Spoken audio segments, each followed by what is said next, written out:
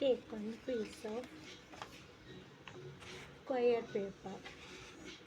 If it is not square, then cut it.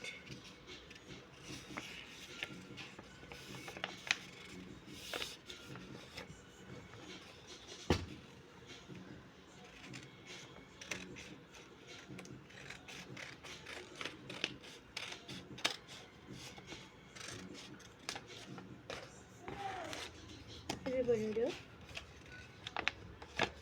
Square paper എടുക്കുക. എന്നിട്ട് ഇതിനെ രണ്ടായി മടക്കുക. രണ്ടായി മടക്കിയിട്ട് ഇതേപോലെ രണ്ടായി മടക്കിയിട്ട് ഇങ്ങനെ വയ്ക്കുക. ഇങ്ങനെ ഒട്ടിക്കുക. ഇങ്ങനെ വെച്ചിട്ട് ഈ സൈഡ് അല്പം കൂടുതൽ നീക്കിയെടുക്കുക. ഇപ്പോൾ അല്പം കൂടുതൽ നീക്കിയെടുത്തേക്കാണ്.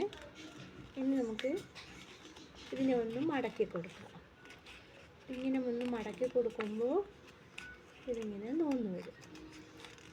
ഇങ്ങനെ ഒരു ലോക്ക് ഇവിടെ കിട്ടും.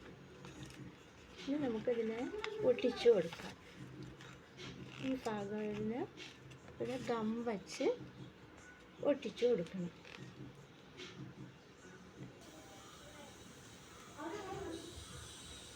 ഇവിടെ ഗം വെച്ച് ഒട്ടിച്ചു കൊടുക്കാണ്.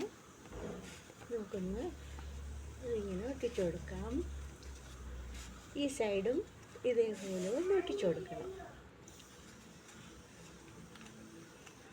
ഈ സൈഡ് ഇതുപോലെ ഒന്ന് ഒട്ടിച്ചു കൊടുക്കാം. ഒരു കവറായിട്ടുണ്ട്. ഇനി നമുക്ക് ഈ മോൾ ഭാഗം അല്പം ഒരു വ്യത്യാസം വന്നിട്ടുണ്ട്. അതിന് നമുക്കൊന്ന് കട്ട് ചെയ്ത് മാറ്റണം. അപ്പോൾ നമ്മൾ ഒട്ടിച്ചൊക്കെയാണ്. ഇനി നമുക്ക് ഇവിടുന്ന് ഇങ്ങനെ ഒന്ന് മടക്കിയെടുക്കണം. ഇങ്ങനെ ഒന്ന് മടക്കിയെടുത്തിട്ട് നമുക്ക് ഇതിനകത്ത് വെച്ച് കൊടുക്കാം. ഇപ്പോൾ ലോക്കായില്ലേ? അപ്പം നമുക്ക് എന്തെങ്കിലും ബർത്ത്ഡേക്ക് ഒരു ക്രാഫ്റ്റ് ഉണ്ടാക്കി ഇതിനകത്ത് വച്ചു കൊടുക്കാൻ പറ്റും. ഇഷ്ടപ്പെട്ടെന്ന് വിചാരിക്കുന്നു. നമുക്കൊരു ലോക്ക് കിട്ടിയിട്ടുണ്ട്. നമുക്ക് ആർക്കെങ്കിലും എന്തെങ്കിലും ഗിഫ്റ്റ് എന്തെങ്കിലും കൊടുക്കുമ്പോൾ ഇതേപോലെ നമുക്ക് തനിയെ കവറൊന്നും വാങ്ങിക്കേണ്ട ആവശ്യമില്ല. കല്യാണത്തിനൊക്കെ ഗിഫ്റ്റ് വാങ്ങിച്ചു കൊടുക്കാൻ നമ്മൾ 50 ഇപ്പോൾ 2 രൂപ 1 രൂപയാണ് ഒരു ഗിഫ്റ്റ് കവറിന്. നമുക്കിത് വീട്ടിൽ തന്നെ ഉണ്ടാക്കി കൊടുക്കാൻ പറ്റും. അടുത്തതായിട്ട് ഒരു പോസ്റ്റ് കവറാണ് ഉണ്ടാക്കുന്നത്. അതിനായിട്ട് ഒരു A4 ഷീറ്റ് തന്നെ വേണ്ടി വരും. ഒരു A4 ഷീറ്റ് പേപ്പർ എടുത്തിട്ട് നമ്മളിങ്ങനെ ഫോൾഡ് ചെയ്യണം.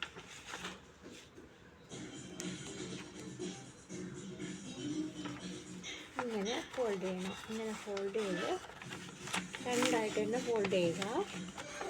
A4 ഷീറ്റാണ്. നമുക്ക് കളർ പേപ്പറും എടുക്കാൻ പറ്റും.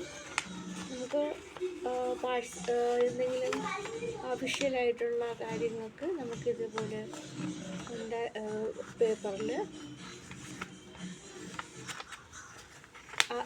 ഇതുപോലത്തെ കവറിലാണ് ആൾക്കാർ ഒഫീഷ്യലായിട്ടുള്ള ലെറ്റേഴ്സ് കൊടുക്കുന്നത്. അപ്പോൾ നമ്മൾ ഇവിടുത്തെ കവറുണ്ടാക്കി നമുക്ക് സെയിൽസ് ചെയ്യാൻ പറ്റും.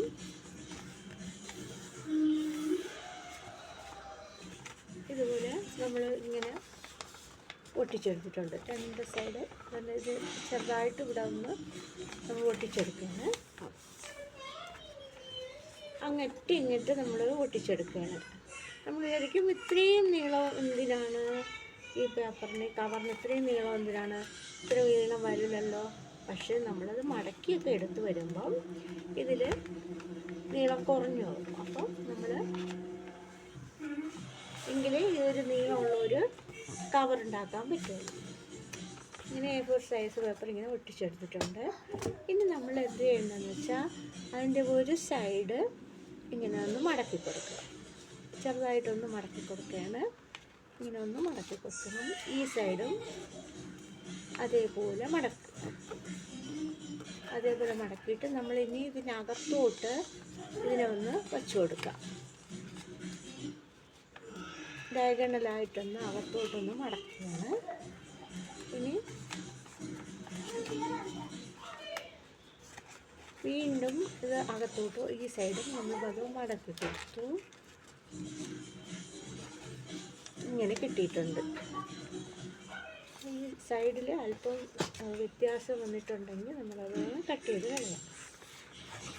ഇനി നമ്മളതിനെ ഒന്ന് മടക്കി കൊടുക്കാം. ഇങ്ങനെ ഒന്ന് മടക്കി ജസ്റ്റ് ഒന്ന് മടക്കിയാൽ മതി, വേറെ ഒരു ഇതുമില്ല.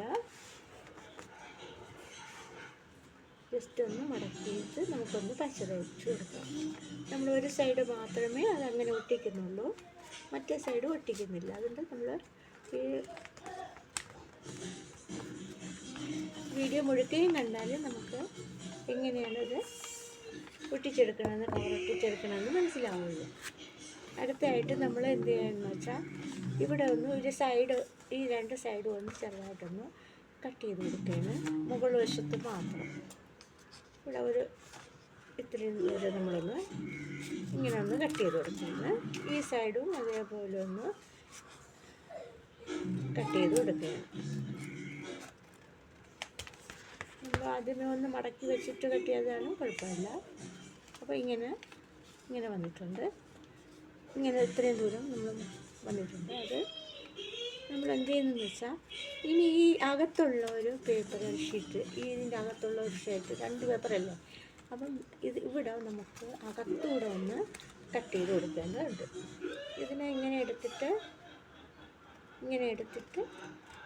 അല്പം ഉള്ളിലോട്ടാക്കിയിട്ട് ഇതുവരെ കട്ട് ചെയ്യുക. ഈ സൈഡും അതേപോലെ ഒന്ന് കട്ട് ചെയ്യും.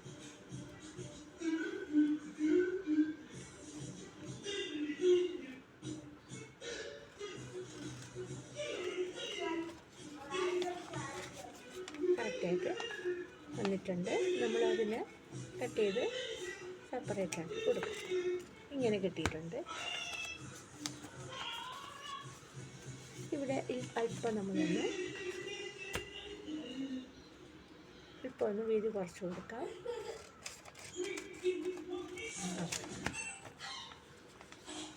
ഇനി നമുക്കിതൊരു കവറായിട്ട് കിട്ടിയിട്ടുണ്ട്. നമ്മൾ ഓപ്ഷനിൽ കിട്ടുന്ന കവറിൽ ചിലപ്പോൾ ഇവിടെ ഒരു പ്ലാസ്റ്റിക് കവർ വെച്ചിട്ട് അതിനകത്ത് ലെറ്റർ വയ്ക്കുന്ന അതിലായിരിക്കും അഡ്രസ്സ് കാണുന്നത്. അല്ലെങ്കിൽ നമുക്ക് അല്ലാതെ തന്നെ അഡ്രസ്സ് എഴുതി കൊടുക്കാൻ പറ്റും.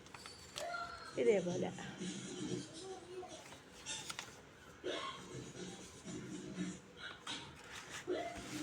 ഇനി അടുത്തതായിട്ടൊരു ന്യൂസ് പേപ്പർ കവറാണ് ഉണ്ടാക്കാൻ പോകുന്നത്.